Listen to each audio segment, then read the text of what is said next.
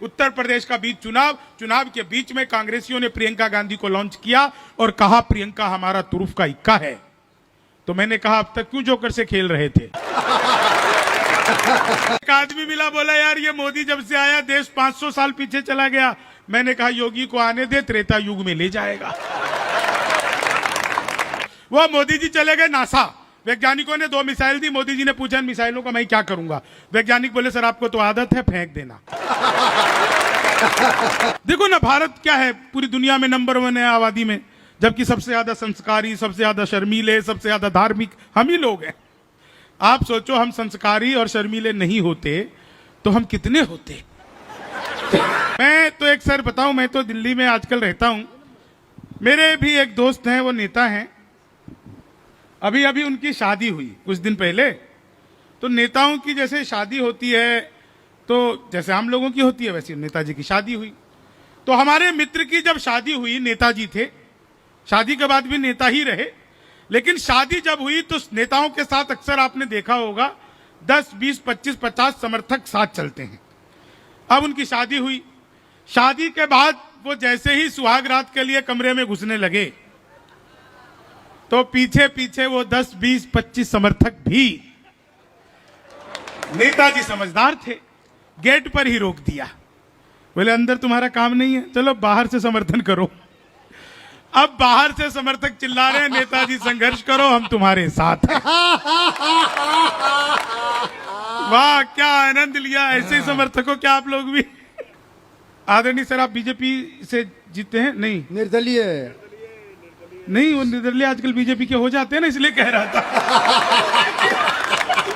भाई साहब यहाँ तो दल वाले भी बीजेपी के हो जाते हैं। शंभू भाई क्या संभाला है आपने। नहीं, मैं सच बता रहा हूँ। अच्छा, मोदी जी कमाल के नेता हैं, अद्भुत नेता। दुनिया में मैंने ऐसे नेता नहीं देखे। 4 लाइन सुनिएगा। मैंने अखबार में विज्ञापन देखा, घर बैठे मिठाई मंगवाइए। मैंने कहा पिज्जा बर्गर तो खूब मंगाया, मिठाई कैसे मंगवाएंगे। तो मैंने अखबार में दिए हुए नंबर पर कॉल किया।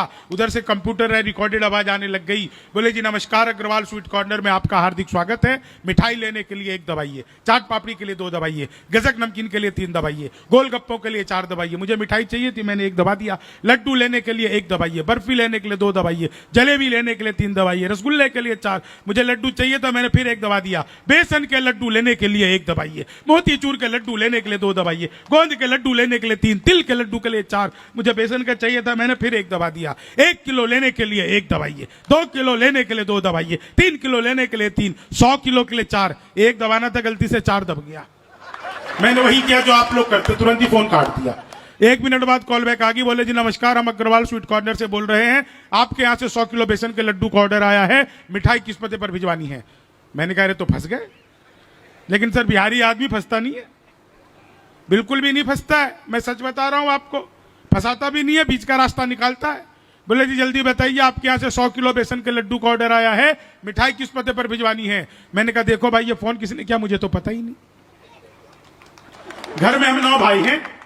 सबसे बड़े वाले से बात करने के लिए 1 दबाइए, उससे छोटे से बात करने के लिए 2 दबाइए, उससे छोटे से बात करने के लिए 3 दबाइए, और जब तक असली वाला ना मिल जाए तब तक दबाते जाइए, दबाते जाइए, दबाते जाइए, दबाते जाइए। आप लोग जोरदार तालियां बजाइए। क्या बढ़िया सुन रहे हैं सर, छोटे छोटे बच्चे भी कविता सुन रहे हैं, तालियां बजा रहे हैं। इन छोटे छोटे बच्चों को देखिए सर, सुभाष बाबू मैं शर्त लगा के कह सकता हूं, इतनी छोटे छोटे बच्चे ये लॉकडाउन की पैदाइश है। क्या कोरोना का अद्भुत टाइम था। मैं तो बिहार से हूं, वहां शराब बंद हो गई तो मैं दिल्ली रहने लगा। सच बता रहा हूं, बिहार यात्रा पे गया था तो बिहारी लोग पूछने लगे यार तुम तो शराब बंद हो गई, दिल्ली चले गए, अब यहाँ पे बंद है, तुम यात्रा पे आए हो, तुम्हारा मन कैसे लगेगा। तो मैंने कहा देखो बिहार में भगवान और शराब एक जैसे हैं, हर जगह दिखते नहीं है। आजा, अरे इसको कहां भेज दी रहो, ये तो पैसे देने आए हैं। पैसे देने आए। अकेला आदमी जो 200 का नोट लेकर के आया है। लाओ भाई, एक बात बताओ यार, पत्रकारों की तो ऊपरी कमाई होती नहीं, तुम ये 200 रुपए लाए कहां से।